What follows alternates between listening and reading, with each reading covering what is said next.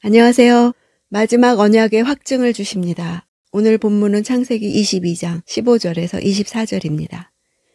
15절 16절 여호와의 천사가 하늘에서 두 번째로 아브라함을 불러 말했습니다. 여호와의 말씀이다. 내가 나를 두고 맹세한다. 내가 이렇게 내 아들 곧 내 외아들을 아끼지 않았으니. 맹세할 때는 맹세자가 자신보다 더 권위 있고 믿을 만한 존재를 두고 맹세하는 것입니다.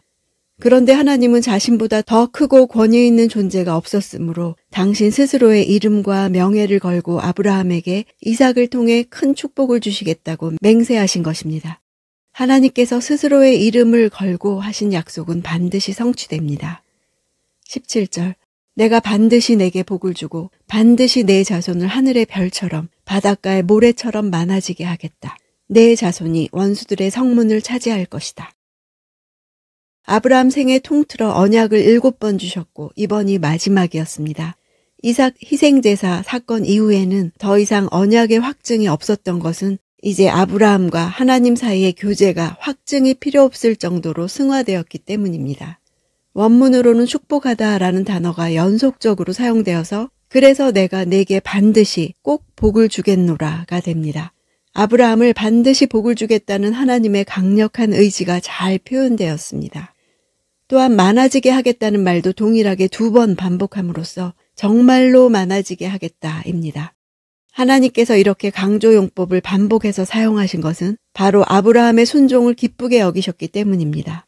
아브라함이 하나님께 대한 자기의 사랑을 보였으므로 하나님께서 가장 극적인 표현 방법을 선택하셔서 아브라함에 대한 사랑을 표현하신 것입니다.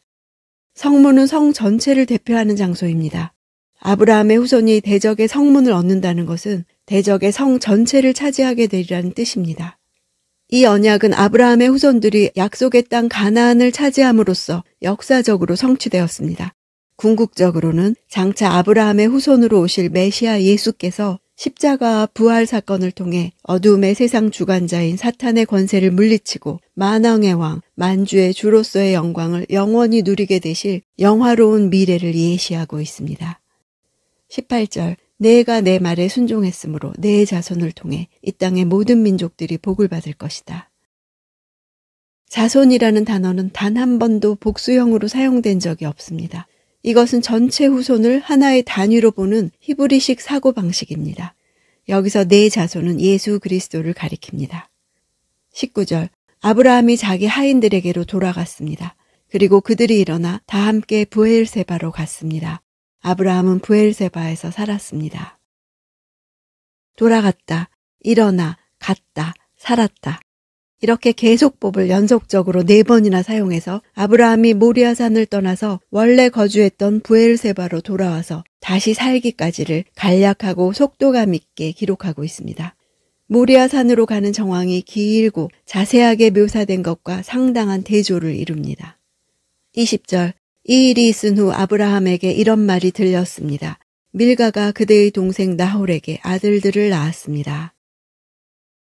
계보는 이제 아브라함이 역사의 전면에서 서서히 물러나며 다음 세대인 이삭이 언약을 계승하게 됨을 보여주기 위한 것입니다. 이삭의 아내가 될 리브가가 태어날 혈통인 나홀의 가계를 언급합니다. 즉 이삭의 아내가 셈족이라는 사실을 말해주는 것입니다. 나홀의 아내 밀가는 나홀의 조카입니다. 고대 족장 시대까지만 해도 이와 같은 근친 결혼 풍속은 자연스러운 것이었습니다. 그러다가 율법이 주어진 모세시대 이후부터는 근친 결혼을 삼가하거나 금기시하는 풍속이 자리 잡게 되었습니다. 따라서 율법이 제정되기 전에 구약의 족장들이 친척 간에 혼인했던 것은 생육하고 번성하여 땅에 충만하라는 하나님의 명령을 이루는 방편으로 특별하게 잠시간 허락하신 것이었습니다. 23절 부두엘이 리브가를 낳았습니다. 밀가가 아브라함의 동생 나홀에게 8 아들을 낳았습니다. 부두엘의 이름 뜻은 하나님의 사람, 하나님께 속한 자, 하나님이 거하시는 자입니다. 그의 이름의 의미는 리브가의 부친이 경건한 자였다는 것을 보여줍니다. 리브가의 이름 뜻은 메호입니다.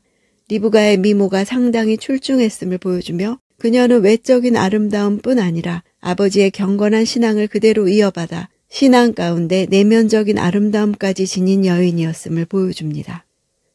24절 그의 첩의 이름은 르우마였습니다. 그녀도 데바와 가함과 다하스와 마아가를 낳았습니다. 데바는 학살이란 뜻이고 가함은 불꽃, 다하스는 가죽, 마아가는 압박, 강요란 뜻을 지닙니다. 르우마의 아들들의 이름들의 의미를 보면 그들이 지닌 성격이나 특성을 볼 수 있습니다. 그들 이름 가운데 단 하나라도 신앙적인 의미를 갖는 이름을 찾아볼 수 없습니다. 이들의 이름들은 모두 인간적인 교만과 폭력과 유목민으로서의 흔적만을 보일 뿐입니다.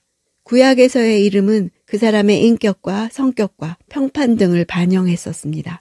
부모들이 자신의 아이들의 이름을 지어줄 때 그 아이를 가졌을 때의 태몽이나 하나님의 지시나 자신의 바람의 내용을 담았었습니다.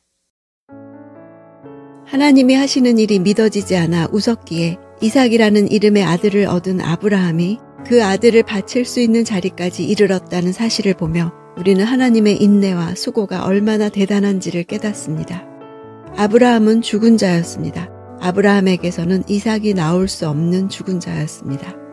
우리도 죽은 자였습니다. 아브라함의 후손 예수 그리스도를 통해 우리를 부르셨습니다.